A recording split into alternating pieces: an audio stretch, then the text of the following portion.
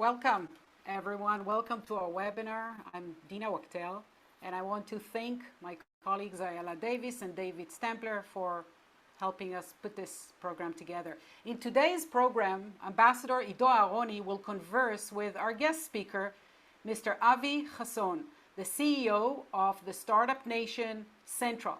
Avi brings with him to this position 3 decades worth of tech industry leadership experience from both the private and public sectors. Our guest today is an expert on all issues related to the Israeli startup ecosystem. For those of you who are not familiar with Startup Nation Central, I'll just say that it's a nonprofit organization that connects Israeli innovation to the world in order to help international entities solve global challenges. Immersed in the Israeli technology ecosystem, the organization provides a platform that nurtures business growth and generates partnerships with corporations, governments, investors, and NGOs to strengthen Israel's economy and society. Before joining Startup Nation Central, Avi spent more than a decade as an early-stage investor at venture capital firms, Gemini Israel Funds and Emerge, identifying promising startups and helping them scale. Between 2011 to 2017, he served as chief scientist at Israel's Ministry of Economy and Industry and as the founding chairman of the Israel Innovation Authority, which is a key government driver of Israel's tech explosion over the past decade. In addition to sitting on the board of Tower Semiconductor, nowadays he shares his deep knowledge of the Israeli innovation ecosystem as a board member of organizations such as Sheba Medical Center and Space IL. I would like to introduce our host and interviewer, Ambassador Ido Aharoni, who serves as Global Distinguished Professor for International Relations at NYU's Faculty of Arts and Science. Ido is a 25-year veteran of Israel's Foreign Service, founder of the Brand Israel program, and has been Israel's longest-serving consul general in New York and the tri-state area, which is Israel's largest diplomatic mission worldwide. Finally, to our audience, if you have questions, please type them in the Q&A box, and Ido will try to cover them as time allows. Ido, please take it away. Thank you so much, Dina, for this wonderful introduction of my dear friend Avi Hasson and your kind introduction of myself. The most important thing to know about Avi Hasson is that he grew up in Holon, which is my hometown, and Holon was a beautiful place to grow up and to spend our childhood years. And we have many prides in the city of Holon, but Avi is definitely one of the central sources of pride for all the people of Holon, wherever they are. He's a big, avid fan of our hometown basketball team, and he's a sports lover in general, which is also another point that connects us. Another thing I wanted to say about Avi, is a very close friend of my cousin. I want to shout out to my cousin Avi Grosso, who's hopefully on the call as well. Before we begin the conversation, I just want you to know that I shared with Avi the exciting news about the creation of the Albert Einstein a home or house in Jerusalem, a little museum that will be the proper home for the entire archives that the late Einstein, who was the first chairman of the board of the Hebrew University, left for the university. So Avi, welcome to our webinar with Friends of the Hebrew University. Thank you, Ido, and thank you everybody for spending your weekend on joining this call. Much appreciated. The pleasure is all ours. And I'd like to start, as we say, the cliche, let's start from the beginning. Tell us a little bit. I mentioned Holon, but tell us a little bit about your background, about your education, about your military background, about the early stages of your life, please. Probably, the military, as you said, is the most important place to start with, even though I started dealing with computers and innovation way before that. I served 5 years in a military unit, which at the time was never mentioned by name, but now is well known around the world. 8200 unit is really the cradle of many of Israel's startup companies in many areas, but starting, of course, with cybersecurity, which is the heart of what what we used to do there. I still do that surprisingly at my old age, giving the reserve duty, unnecessary but still fun. I started working in high-tech companies the day I finished my military service. So before actually coming to the university, which I did later on, I already started working for tech companies. And I did that for most of the 90s. So spent about a decade working in technology company, mostly in the communication technology, hardware, software, doing a lot of different positions. Some were actually joining the university. Unfortunately, it was Tel Aviv University. I apologize for that. That's where I did my degrees. Early 2000, I joined one of Israel's top tier venture capital firms called Gemini or Gemini, depending how you pronounce it. And I spent 10 years there investing in early stage companies, many interesting companies, actually exciting 10 years. We could go into that later. Probably the most well-known one, even if you don't know it by name, is a company called PrimeSense that ended up serving as the foundation technology to two key products. One is Microsoft Kinect, which was part of Xbox game console.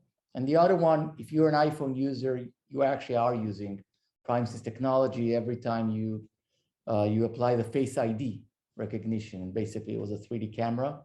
So did that for 10 years. The last year was in Boston. I was still working for the Israeli fund, but from Boston. It ended up being a shorter than expected term because I was recruited into the Israeli government. I was appointed as the chief scientist. We can talk about the meaning of that, but spent almost 7 years there, after which I went back to the private sector. And in the past 8 months, I'm serving as the CEO of Startup Nation Central. So that actually begs for the question of how do you make the transition? I remember when we met in your office, you told me about the dilemma that you had. You were working, doing extremely well in the private sector. All of a sudden, you get a proposal from the Israeli government. And to our listeners, I would say that the Israeli government doesn't have the best of reputations when it comes to compensation and, red tape and bureaucracy and so on. So tell us about that transition from the private sector to government sector, and how did you find the government operation to function at the time? So on the one hand, that transition was extremely opportunistic because I wasn't looking for a job, and certainly not a government job, and certainly not in Israel. As I said, I was in Boston and did the whole interviewing transatlantic. On the other hand, it was totally not opportunistic. I had it in my mind to do a public service role. I wasn't necessarily referring to government. It could have been in the Hebrew University. It could have been in another NGO. But I definitely had it in my plan to make that career changes happened earlier than expected. And when the position of chief scientist was offered to me, I couldn't say no, obviously, and came back to Israel. It's extremely hard to explain to a private sector individual how life in the government is, though you've been there. And I guess you play Yeah. I know what it means. I honestly, we could spend 3 hours just talking about different anecdotes. It certainly is a different planet in many aspects. And even though you can bring a lot of experience from the private sector, it's not always helpful as you navigate your way. I would say that public sector is not chaotic. It does have its mechanisms, its levers, and once you identify the different players and their interests, you could actually get a lot of things done, which is what I try to do. But just sharing one point of data, I served as chief scientist for 6.5 years. During that time, I had the privilege or the opposite of serving under 7 different ministers from 6 different parties. So that makes life interesting, as you can guess. So that probably gave you a lot of freedom, actually. Well, not necessarily, because every time a minister comes, you actually need to re-explain your strategy, win their confidence, and many times initiatives that started in the previous administration are seen by definition as suboptimal, shall we say. On the positive side, I think Israel always excelled in the fact that regardless of which party was in power, there was always a consistent support for high tech and innovation. Basically based on understanding of how important this is for Israel's economy and society. So that did help as such. And I would say, and again, looking back, that a lot has been achieved in that term, with the cornerstone being setting up the Israel Innovation Authority. Now, obviously, your term is considered to be extremely successful. And, I think it is commonly agreed that you really elevated the Innovation Authority, what used to be the chief scientist, to a whole new level. But for the benefit of our viewers who are not familiar with the history of Israel's efforts to seed technology companies, if you can tell us a little bit about the principles of what used to be the chief scientist operation and now the Innovation Authority, and what is the secret of its success? I can't even count how many times I was asked that question by heads of states or peers in other governments, including the Canadian and the American government, actually, and even recently had sessions with the Canadian government with regards to their potential new policies. Israel started this journey a long time ago. Almost 5 decades ago, actually, the Office of the Chief Scientist was created. And while a lot of things have changed, many of the key policies or mechanisms have stayed from that very early beginning.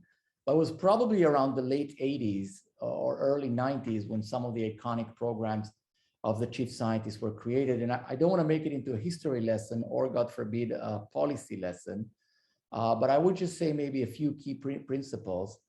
One of them that in this specific part of the government, we should state, not all the Israeli government, did a very smart job in applying public-private partnership to the game very early on.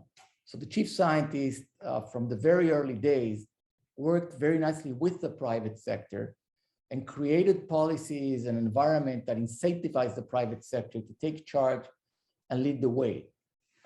Just one data point that I think reflects that in a very nice way. Israel invests in research and development more than any other country in the world. This is calculated as a percentage of GDP. This is how you compare between countries. Obviously, China or the US invest way more dollars than Israel, but as a percentage of its GDP, Israel invests every year over 5% of our national GDP in research and development. And this excludes defense R&D, which is not insignificant in Israel, as I'm sure you can understand. So that's one data point. But the other one is that the government's share in that investment is the lowest of all OECD countries. It's actually extremely low. So we managed to create a very efficient system where government puts relatively small amount of dollar investment, but actually those are focused in the right places that create that additionality. Don't crowd out the private sector, but actually incentivize them to do more investment. And that had been there from the very early beginning. So that along, I think, with a very smart understanding that you need one chef in the kitchen. And Israel always had one agency dealing with all sectors of technology, all aspects, all stages, policy and funding alike. That was another thing that really helped, make the life of the customer easy, build that unique DNA, know-how, and expertise, and give also that relative independence from the ever-changing political power. So there were a lot of different mechanisms that started there, and they're reflected in the different programs, and we can touch, if there's anything that is of specific interest, we could definitely demonstrate those principles through any program that we had.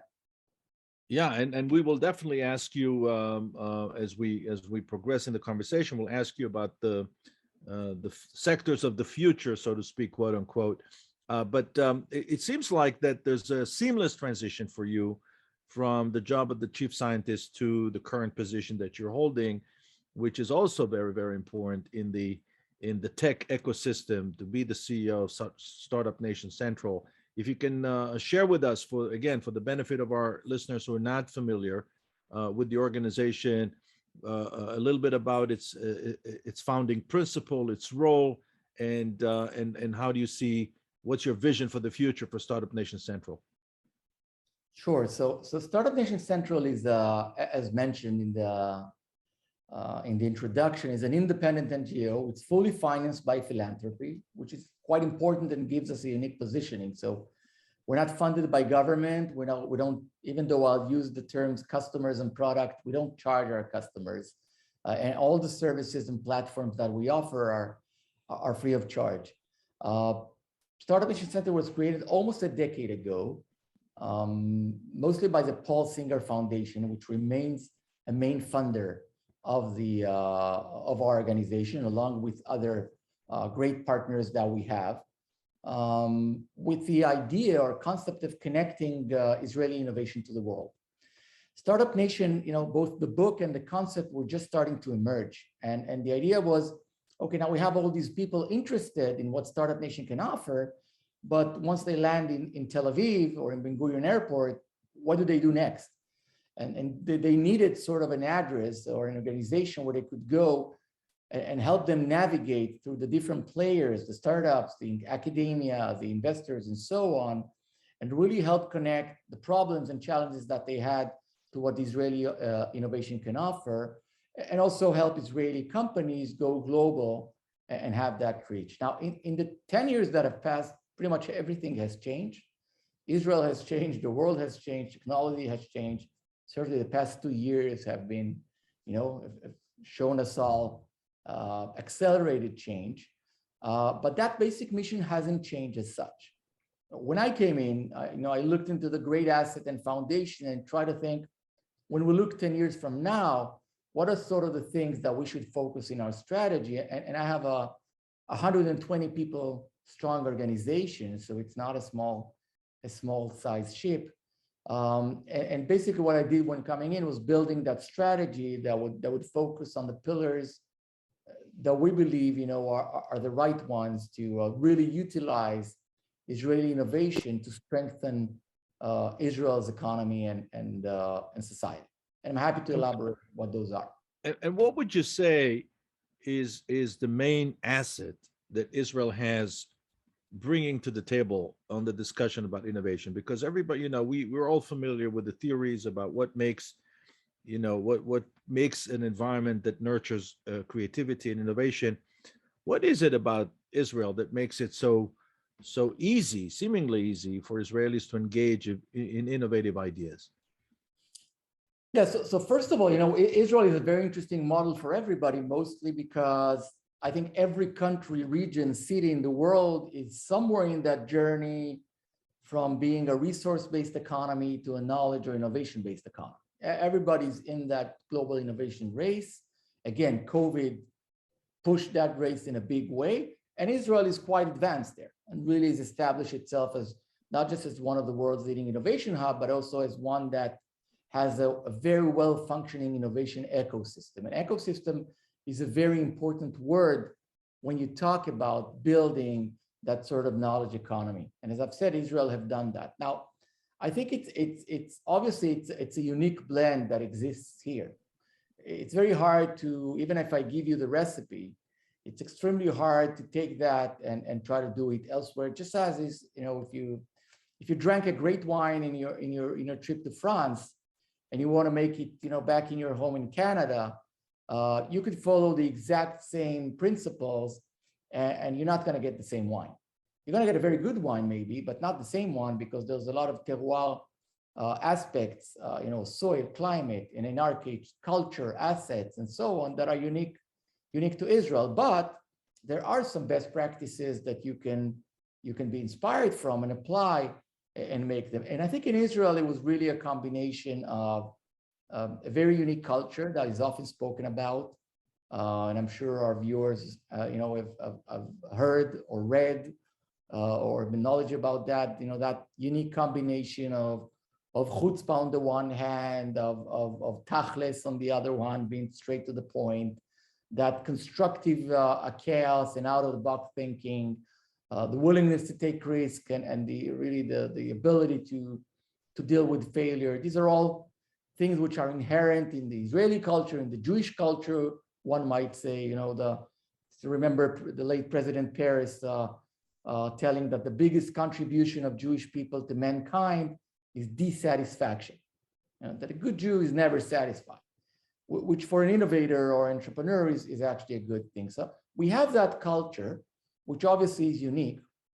But Jews or Israelis were equally bold or arrogant in the 50s, 60s, and 70s. And yet Israel did not emerge there as a tech powerhouse. And our best known brand was Jaffa Oranges. What has happened, as I said, in the late 80s was really a huge change in the Israeli economy in general, opening up to the market, huge privatization that took place. But in the same time, a combination of very smart policies applied by the office of the chief scientist at the time that created a lot of the things we see today, the incubators, the tech transfer offices, and HUJI has a great one, as well as other Israeli universities. So industry and academia in Israel are, closer than other countries, I would say. Yozma program that created venture capital in Israel, a lot of smart policies that, along with a perfect storm, these are the 90s. So the creation of the internet, mobile industry, and also some unique events in Israel, the big immigration from the former Soviet Union, all this really created a big boost that brought us to where we are today. You add to that some unique components, by the way, most of which are disadvantages. So we don't have any natural resources. We had to develop something else. We don't have water and land. Well, we had to find a way to feed the people, which was basically smart water technologies and smart agri-tech.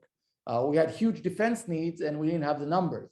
Again, you need technology to come into place and help you with that. We don't have a local market, so we had to go global by definition. These are all things which are not necessarily positive, but they really shaped and molded the Israeli ecosystem to be what it is today. So you listed very brilliantly all the disadvantages that Israel managed to turn into advantages. Let's take a few minutes to talk about the future, especially from your current vantage point. What are the prospects of Israel going into the future? You just mentioned all the things that we did greatly in the past. How does the future look like? Let's talk about all the big words that everybody's talking about: AI, quantum computing, blockchain. Where do you see Israel in all this place? So first of all, I had to bring my crystal ball, which unfortunately I didn't bring. But I'll tell you the good thing. Maybe mention a few horizontal phenomena, and then happy to answer your question. First of all, something exciting has happened in Israel in the past 2 years, 5 years maybe, which is really us becoming more than just startup nation. What we have today is, I don't want to say unicorns because that goes to valuation, and Israel has about 100 of those. But let's look on the real business. We have now many dozens of tech companies which have hundreds of millions of dollars of revenues and thousands of employees, and they are category leaders in their space. This is a new phenomenon for Israel. It's quite promising because it really enables us to capture more of the economic value and see the ecosystem grow to the next level. So that's a good phenomenon that we're seeing. The second one, which really speaks about what you did, is that Israeli innovators have proven a very good ability to be agile and move from one sector to another once they identify the opportunities. There are great examples from that, from automotive, which did not exist in Israel 10 or 15 years ago, and now is certainly a very important sector, to others, all basically taking advantage of the sometimes existing core capabilities, such as sensors or data analysis and so on, and applying them to different problems as they arise. Basically, by the way, one of the things we do at Startup Nation Central, I sometimes say our business model is importing problems, which might not sound like a good business model, but actually it is, because Israelis are very good problem solvers. And if you make sure they have the flow of the right questions, they'll come up with the right answers. Now, I think when you look into the sectors of the future, again, some of them are more utilities in my mind and can serve many verticals, and some of them are more core technologies. Israel will have its place. We don't always find it easy to be leaders in things that require significant capital investment or infrastructure. You mentioned quantum. It's an example. In order to be a leader in quantum, and by the way, Canada and the US are both, of course, very strong countries there. You need to make capital investments, which I'm not sure Israel can, but we can find our niches. And this is what we've done very nicely, to really find the places, both technologically and business-wise, that we can bring, that we can excel in, and then bring the ecosystem power in terms of the availability of human capital, financial capital, to turn it into an economic opportunity. I would say in general, not because of the specific place I'm being hosted, that in many of tomorrow's sector, the importance of science-based technology becomes even greater. This has always been true for areas like life science, of course, which many times start, in a lab, either in a university or a hospital. But even in areas which are more engineering driven, we've now gone to a place where, we need science to make the next leap. And that would require an even tighter collaboration between industry and academia, and a smoother pipeline of intellectual property and ideas between these two not always compatible kingdoms. So I think a lot of the opportunities are around there in areas like bioconvergence, in general, where interdisciplinary technologies come into play. And I think we have a chance to play strongly there, simply because in Israel, the silos are not as close. People talk to each other from different departments, from different sectors, and so on. And we have a greater chance to come up with those interdisciplinary solutions. So what you're saying is that in Israel, basically collaboration actually happens on the ground because of the size of the system. Size, culture, absolutely. I think the biggest asset of the ecosystem is not the fact that we have all the discrete components. It's the interconnectivity that happens naturally between all of them, which really enables the flow of people and ideas and innovation between all the players. And that's a key asset of Israel for sure. It enables that virtuous cycle that we're all benefiting from. Now, you started I'm sorry, go ahead, please, go ahead. Well, the only thing I wanted to add, and certainly it's also a big area of focus for Startup Nation Central, we really think that climate technologies could be a great area of growth for Israel. And just to make sure we're on the same page, climate is way more than energy. It really encompasses many different aspects, from supply chain, logistics, energy, water, agro-food. We've identified today over 700 Israeli companies in that sector, which is, by the way, bigger than the cybersecurity sector in terms of the number of companies. One of the platforms that we offer is called Startup Nation Finder, again, free of charge. And we've mapped there over 7,000 Israeli companies with all the data maintained, and you can go in there, go log in, search whatever you want. And we really think that, climate represents a great challenge, obviously, but also a great opportunity in what Israel can bring to the world and help other countries and companies, by the way, meet their challenges, both on the ESG front and also other aspects. So I started asking that question about the verticals before. You touched upon at least two of them so far. Can you tell us, based on the 7,000 active companies that you were able to identify and include in your active database, what are those verticals? So you said climate is one of them, life science and health is another. What are the verticals where you see Israel's strength and growth potential moving forward? Yeah, so certainly, I mean, again, it's a difference whether you do a snapshot of what's happening today or try to think 5-10 years from now. At Startup Nation Central, we focus most of our efforts on developing the sectors of the future, because we don't want to replace the private sector doing its things. Certainly, Israel is well known for, and rightfully so, for its cybersecurity companies. In that space, our share of global business, global investments, global financing is just unbelievable. We manage both to build category leaders as well as many, many startups. And this remains a super strong sector. And also, of course, I don't want to say eternal, but certainly for the foreseeable future, this will remain a challenge for pretty much every organization in the world. And cybersecurity is applied to many verticals, so it's not necessarily on the enterprise level. As an example, we've seen massive attacks on medical centers.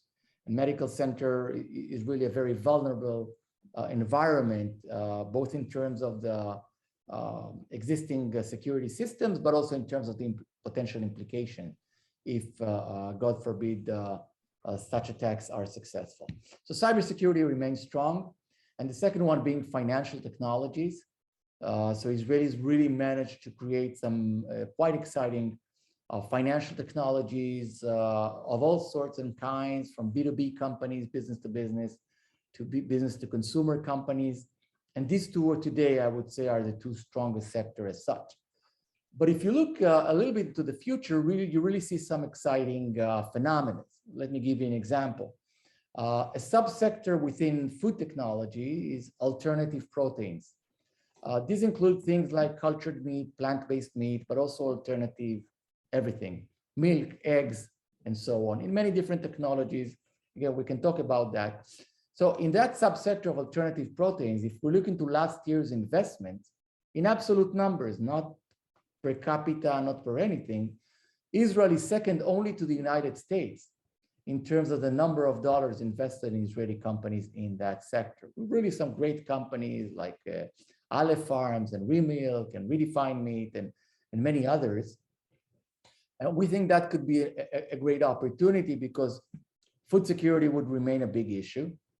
Makes a lot of sense from many different aspects, pick your choice, economical, moral, ethical, and so on, to go there. And Israel can really offer many interesting things. By the way, it's also a great example of showing the interdisciplinary nature because we have former founders of 3D printer companies moving into the cultured meat now and utilizing their know-how and really people coming from all sorts of interests. You add to that Israel's existing strength in life science, which today, being honest, was mostly reflected on the research and science side, and not necessarily in our ability to generate large, significant companies. So certainly, you know, there's a famous quote of former CEO of Merck, the pharmaceutical company, talking that about half of their revenues is based on science that was designed in Israel. And certainly for many of our universities, Hebrew University included, there were significant royalties derived out of intellectual property in that space. Israel remains strong on the science side, still needs to make that jump in capturing more of the economic value and creating some leading companies, even though we do have anecdotally some great examples of companies in that space as well. So you spoke about the important interface between universities and industry in Israel because of the fact that we don't have a plenitude of natural resources. We don't have oil. We don't have, so we have to compensate for that with knowledge. But some of our listeners are concerned with the fact that we don't have enough people. So the startup startup ecosystem employs how many people? 300,000? Roughly We're being told a little bit more than that, about 10% of the workforce. So we're being told that there's an acute shortage. What would you recommend for those who are concerned, especially the Israeli government, to do? So I would say that probably challenges 1, 2, and 3 of the ecosystem are the human capital shortage that you talked about. And I raised that issue directly when I was chief scientist. And when asked today, because a lot of numbers are being thrown to the air, right? Well, how many people are missing? 10,000, 15,000, 20,000, and so on. And my answer, and I'm willing to back it up, is that there's an infinite shortage in human capital. I would claim that if we had 100,000 more people, they would have been employed. And the reason I'm saying that is because I know firsthand, even from the discussion I had today, the local CEOs of the multinational companies, and there are 400 such multinational companies with R&D centers in Israel, are constantly talking about projects that could have been developed or done in Israel and are not being done because of that shortage. And an engineer in Israel today is more expensive than any other place in the world. Yes, we've got to that place.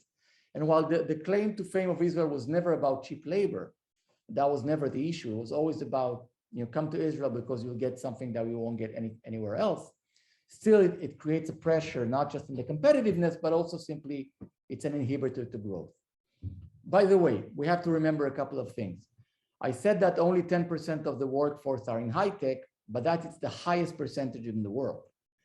So we've actually done a pretty good job in signaling to, pretty much everybody who has an inclination to go to this sector to be there. Starting by the sheer fact that if you're in the high-tech sector, on average, your salary is 2.5 higher than if you are in any other sector in the Israeli market. So it certainly is worthwhile economically to be part of that. And the reason we need more people is that we've succeeded so much. So we have all these unicorns, these multinationals, these startups. We need more people. Israeli companies have found multiple ways to deal with that. Prior to the unfortunate situation, the war in Ukraine, there were, the exact number is unknown, but about 20,000 Ukrainians working for Israeli companies in the Ukraine. These are, of course, not necessarily Jews, in different engagement models, offshoring, outsourcing, and others. And it's not the only country. It was the biggest country, but not the only country. But we certainly need more people. And we're not going to get 1 million more immigrants from the former Soviet Union. Maybe we'll see another wave, but certainly not in those numbers. We need to figure out how do we bring those people aboard. Now, unfortunately, in human capital, there's no silver bullet. There's no like a magic wand that you do and immediately you got that inflection, that infusion of tens of thousands of employees. You really need to do a lot of different things which combined will give you that impact.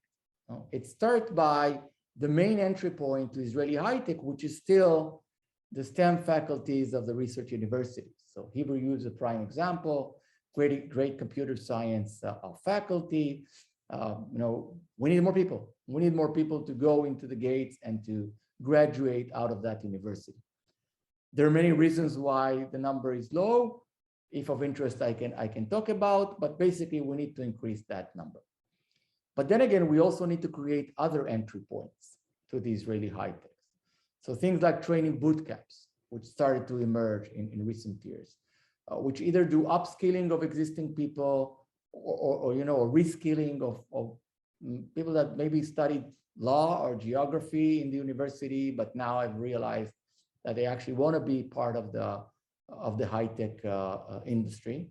And let me just stress, we're not talking just about engineers and programmers. High-tech needs today everything: marketing people, designers, customer support, certainly engineers and programmers of all kinds, but the need is really across the board.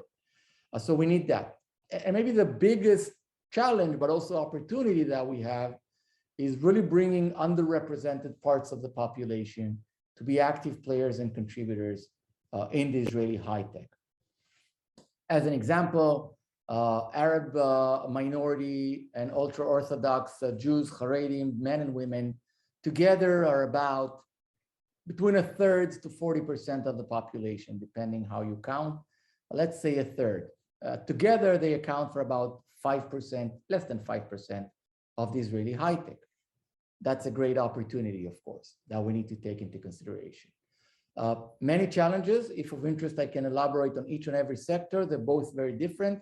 But the main point, again, is that you need to do a variety of different measures. Some are short-term and some are long-term to deal with that. I can tell you again that it started Nation Central. This being an important part, we have about 10 people devoted to that specific challenge, really trying to work with the entire with all the players in the industry, both on the supply side and the demand side, to really bring that flow of people into the industry. You mentioned Ukraine, and if there's one thing that we all learned from the Russia-Ukraine war is the importance of social values. The speed in which Russia was canceled is unprecedented. I don't think that there's any precedent in history of a nation or leader that was canceled within 72 hours by companies that were supposed to be guided by the profit bottom line, right? By the money. Their decisions are supposed to be 100% strictly economic, yet they made decision that was based on moral values. Question is, to what extent would you say Israeli companies are fully aware of the new rules of the game? I'll tell you just one example without going into names. I was asked to advise an Israeli company in the field of healthcare. They wanted to penetrate the American market. They didn't have not even one woman on their board or top management. And when I brought it up, they looked at me as if I was crazy. So what would you say is there something for Israeli companies to learn? And if there is, what is it exactly they need to do? And so absolutely, this sort of agendas, many times coined as ESG, have become an important part of, that's from my personal experience. I've been sitting on the boards of public and private companies for many years. In the past 18 months, I would say ESG has become a significant issues around management and boardrooms alike. So I think there's a growing actually awareness, certainly within public companies, of the importance of those issues, simply because investors care, customers care, the different stakeholders around you are actually mindful about that. In addition to that, it was just proven, by the way, that companies with higher ESG ranking also perform better, business-wise, and also in terms of their stock as such. In terms of where Israel is, no, we still have to do a lot of learning there. And it's certainly something that we try to do. In addition to what I mentioned before, which is not just improve your internal ESG rating, but also try to see where that creates opportunities for your own business. Because I've seen, honestly, dozens, if not hundreds of Israeli companies that sometimes are unaware of the assets that they have. You talked about the deficiencies or challenges, but I sometimes see companies that could easily position themselves as contributing to these different agendas, and they don't speak that language. And while they have return on investment Excel spreadsheets and can explain the technological benefit of their product or service, they're unaware of how much they reduce carbon footprint or help their customer with their supply chains, and so on. So I think there's an amazing opportunity here, and part of what we try to do is to bring that awareness into the market in many different means, because I truly think that we're going there. There's no question about it. The world is not going back, and we might as well try to benefit from that opportunity and not lag behind in terms of our performance.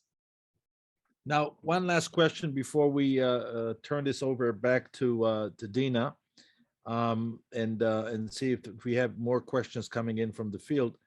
One last question about I always was fascinated by how Israel is being perceived by people that spend time, that live abroad, especially people who care about Israel, people who care about Israel, either Jewish or non-Jewish, it doesn't matter. And one of the things that fascinated me is the gap between the perception of Israel as, for lack of a better word, I would use the term victim, and the perception of Israel as a victor, meaning as a successful, powerful nation. For example, there are many people among world Jewry, diaspora Jewry, that are convinced that Israel is being boycotted. And I'm just curious, this whole conversation about the BDS movement and so on. From where you're sitting, what do you see? Because I have to tell you, when I spent time in government, not only that I didn't see Israel being boycotted, on the contrary, I saw Israel that is widely accepted, greatly recognized, and greatly celebrated. And in fact, I saw, the Arab economic boycott collapsing in front of our eyes. What do you see from where you sit?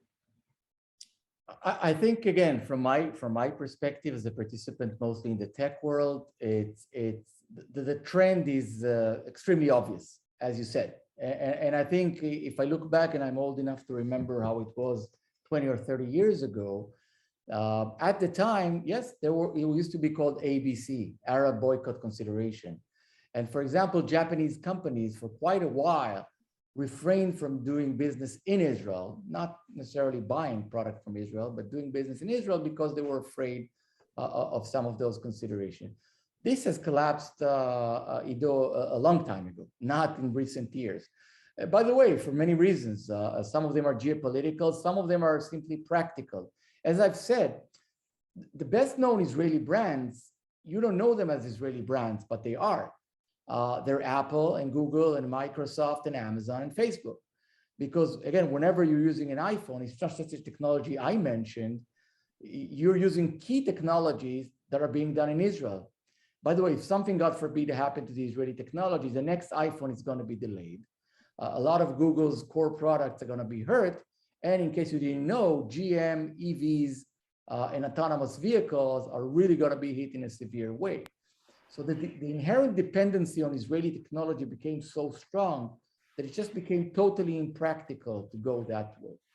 Now you have to add to that, if you mentioned that, something that we're extremely excited about and extremely active about, which is the Abraham Accords. I mean, certainly in the past 18 months, we've seen a huge, huge change, which doesn't only impact the direct relationship we have with the United Arab Emirates, Bahrain, Morocco, and other countries. And I'm just back from a full week in Morocco, by the way. But it actually has a very positive impact on our relationships, both with existing countries with whom we've had a relationship, like Egypt and Jordan. And you see that in the trade numbers. It's not my subjective feelings, as well as with other countries. So that creates a huge, huge change for the positive. And I think the direction is quite obvious. And while BDS is an unfortunate phenomena that needs to be tackled with in many aspects, certainly in terms of its real economic impact or business impact, it never has been significant in my experience. And we used to say, that we're much more concerned about what happened to NASDAQ than what happened in Nablus, which is Shem, for people not familiar, in terms of the impact on Israeli high tech. So we've always been a part of the global value chain and not necessarily had our local politics impact on Israel innovation. And you're providing us with a perfect optimistic note to end this conversation. And Avi, this was a true delight. This was a true delight. You were informative, inspirational. You provided us with a great insight. I have to say, one of the best conversations I've heard on this issue and generally about Israel. I'm profoundly grateful to you for doing this, Avi. I'd like to thank you on behalf of all of us. This conversation is going to be posted online for other people to see. And I'd like to give it back to you, Dina, in Vancouver. Thank you, Ido, Ambassador Ido Aroni. And thank you, Avi Hasson, for giving us of your precious time. You certainly gave us only a glimpse of your knowledge about the startup ecosystem, and we are all leaving this conversation with a thirst to know more and learn more. So thank you very much. And for our audience, continue to follow us as we are continuing with interesting programs. Our next conversation will be with world-renowned architect Daniel Liebeskind about the newly built Einstein House in Jerusalem at the Hebrew University of Jerusalem. Thank you and enjoy the rest of your day.